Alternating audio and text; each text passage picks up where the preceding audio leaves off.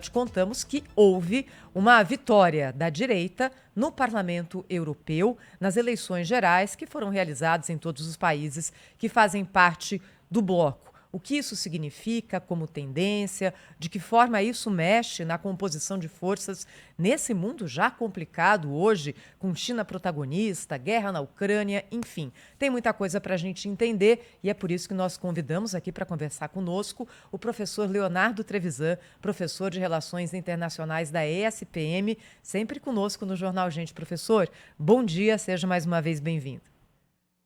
Bom dia, Thaís, bom dia, Cláudio, bom dia, Pedro, bom dia a todos que nos escutam. Qual que é a leitura que o senhor fez do resultado das eleições para o Parlamento Europeu, professor?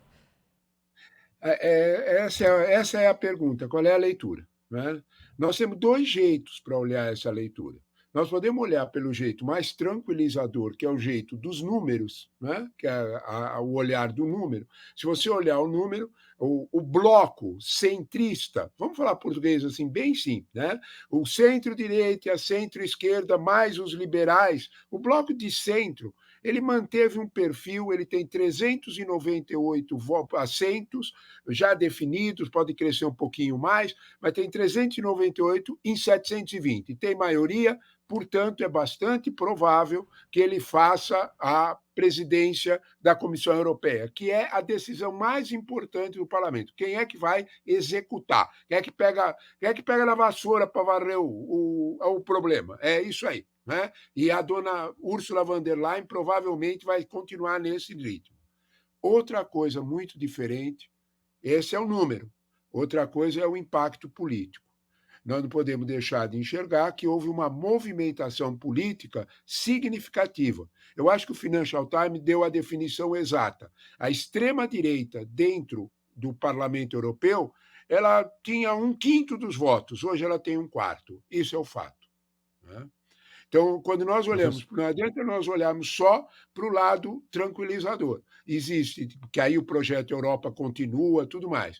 Nós temos um outro lado, que é um sinal bastante angustiante de que as coisas não vão bem, seja para o lado do emprego, seja para o lado, especialmente para os agricultores europeus. Há uma parcela da sociedade europeia que está insatisfeita com o seu com o modo de vida e com a política que a União Europeia oferece. Eles são contra Bruxelas, eles são contra a regulamentação e eles estão crescendo.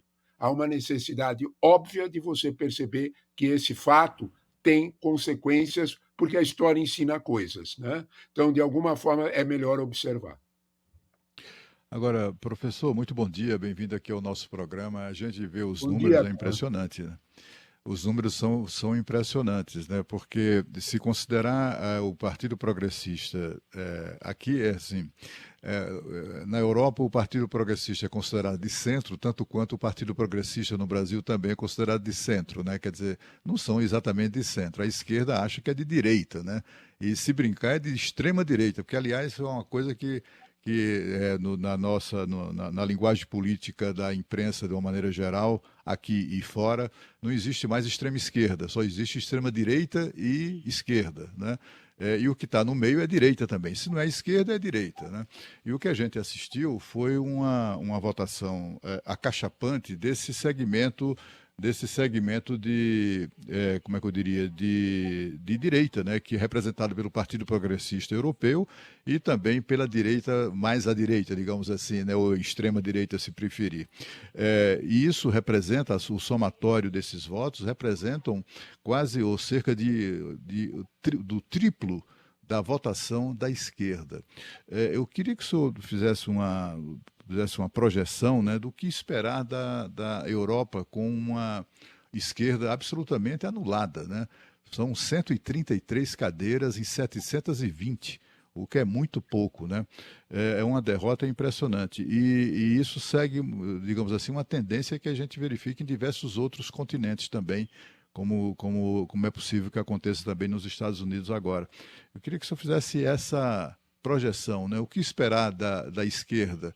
Ou dessa discussão, né, dessa separação que há no mundo entre esquerda e direita. Isso vai continuar, vai prosperar? Cláudio, eu acho que você toca num ponto importante. Nós vamos querer alimentar a polarização ou não? Nós vamos querer, de alguma forma, fazer com que a polarização apareça ou não? Eu achei muito interessante a tua observação, não é, sobre a direita, porque quando a gente olha para a direita, o PP espanhol é direita, ele é centro-direita, não é? Mas ele não quer negócio com o Vox, com a extrema-direita. Né? Mas ele quer negócio com o Partido Socialista, ele aceita conversar com o Partido Socialista, que é esquerda, mas não muito. Né? O que está acontecendo? A Em tua pergunta Portugal é também, né, interessante. professor? É, fale, Cláudio, por favor. Em Portugal também. Em Portugal também. É, Portugal, a mesma coisa. O Chega avançou e avançou significativamente. A tua pergunta é interessante para que é o que acontece com a esquerda. O sonho da esquerda não consegue mais adepto, ninguém mais sonha com a esquerda. Esse é o ponto. Né? Nós estamos com uma esquerda mais ou menos repetitiva, em torno dos 133 cadeiras. Há um sinal, sabe, Cláudio, que eu acho que é interessante da gente observar. Nas repúblicas nórdicas, na Europa do Norte, que é bem mais desenvolvido, tem um padrão cultural maior, tudo mais que a gente já sabe, mais tecnologia, eu estou falando de Dinamarca e tudo mais. Tá? Nesses locais, a esquerda teve um avanço nos seus programas. A esquerda teve um avanço, sofreu derrotas fortes, perdeu Dinamarca, perdeu Suécia, e, curiosamente, nestas eleições, recuperaram aquilo que tinham perdido e avançaram um pouco. Em outras palavras, o que você está pedindo é que a esquerda, para participar de alguma forma de um debate político mais moderno, quando a Thaís estava apresentando, ela disse: olha, tem China, olha, tem novos jogos políticos, olha, tem um xadrez geopolítico novo. Parece que, de alguma forma, a centro-direita percebeu isso. Eu estou falando da centro-direita, por exemplo, ao CDU alemão, que sustenta a Ursula von der Leyen. Eles estão com os mesmos 29,5% intactos. O partido semáforo alemão, o verde, o amarelo e o vermelho, os socialistas, os liberais, perderam feio. A Úrsula não perdeu, porque modernizou o discurso. Nós não podemos mais imaginar partidos políticos imobilizados. É este o recado que a tua fala faz. E, de alguma forma, você tem razão. Quando você olha, por exemplo, para a esquerda europeia, ela está imobilizada em certos temas. E isto está pesado quando a gente olha, por exemplo, o resultado dos socialistas franceses. Menos de 14% dos votos. Eles eram governo há quanto tempo atrás? 5 anos? Quando nós olhamos para esse quadro, de alguma forma, há uma necessidade, sim, presente, de que a esquerda faça, vamos dizer deste modo, uma renovação temática, porque os números estão sinalizando. E a Europa do Norte, a Europa nórdica, sinaliza que quando essa renovação aparece, o eleitor também presta atenção. Muito bom, não é impossível, né, compreender esse resultado, como disse o professor Leonardo Trevisan, com a cabeça no passado, né, com os conceitos que se tinha na época em que nós aprendemos na escola o que era direita e o que é esquerda. As coisas estão se transformando e é por isso que é muito bom tê-lo conosco aqui nessa manhã para fazer esse tipo de análise. Mas a minha pergunta para o senhor é a seguinte: qual o peso do assunto imigração nesse resultado dessa eleição? Por que esse que é um fenômeno mundial discutido? A semana passada, professor, a gente discutiu com o Cláudio Zaidan aqui, que trouxe um panorama dessa questão e a influência do tema na eleição americana, né? Que nem começou ainda, mas já é um tema central, que pode ser decisivo para a vitória de Trump, Biden, ou o resultado que nós tivermos em novembro desse ano. Nessa eleição lá para o Parlamento Europeu, qual que é a importância desse tema? Pedro, você toca talvez naquilo que menos quase todos os partidos, esquerda, centro-direita, querem tocar. Para você ter uma ideia da importância do que você está dizendo, olha lá, ela está aí no ar, né? Marine Le Pen. Marine Le Pen fez um discurso, uma renovação do Reunião Nacional, do partido dela, e colocou a questão da imigração, não é no segundo plano, ela colocou a questão da imigração como uma espécie de espera a gente chegar no governo para você ver. É essa a mensagem. Porque se nós olharmos bem, o grande medo do mundo europeu, e que não está muito longe na realidade americana, o grande medo do mundo europeu, vamos ser sinceros, é uma questão, o que é que está embutida atrás da imigração? É demografia, Cláudio. Pedro, não há nenhuma outra razão. Eles sabem perfeitamente que precisam de trabalhadores jovens. E as famílias europeias não aceitam. O filho é muito caro, por várias razões. O imigrante chega, e isso tem uma palavrinha que acompanha a chegada do imigrante: medo. Não é medo só de perder meu emprego, porque o emprego que o imigrante tem eu não quero. Não é esse o problema. O meu medo é perder a identidade cultural. O meu medo é ver Notre Dame com outro tipo de crente dentro da Notre Dame. É este o medo. A França sempre teve esse problema. Se a gente pensar um pouquinho a formação da Quinta República, De Gaulle veio com a Argélia. Os Pieds Noirs, eles tinham um medo horrível dos Pieds Noirs, que eram franceses que tinham nascido na Argélia. Nem isso eles aceitavam. Quando nós olhamos para esse quadro, que é essa perda de identidade cultural, a direita mais radicalizada aproveita bem esse quadro.